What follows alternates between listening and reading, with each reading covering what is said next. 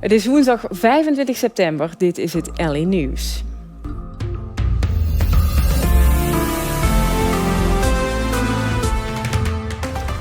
Opluchting in Gulpen nu het carnavalsevenement De Groete Gulpener Vastelovensfinale is gered. Eerder dit jaar maakte de organisatie bekend ermee te stoppen vanwege de strenge regels en hoge kosten.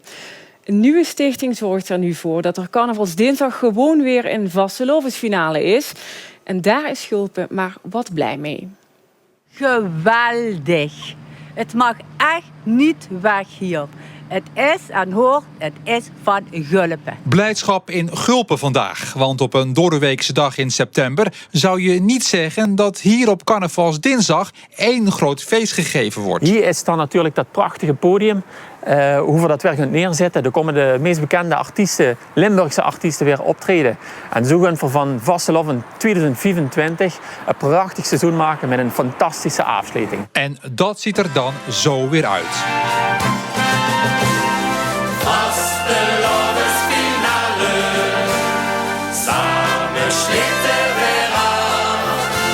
Even leek het doek gevallen voor de vastelovensfinale in Gulpen. Het evenement zou een doorstart kunnen krijgen in een andere gemeente. Maar bewoners en ondernemers hebben alles aan gedaan om deze traditie in Gulpen te houden. Het is echt een essentieel onderdeel als afsluiting van de Limburgse carnaval. Dus vind ik het echt, maar ook echt een essentieel onderdeel van de vasteloven hier in Gulpen.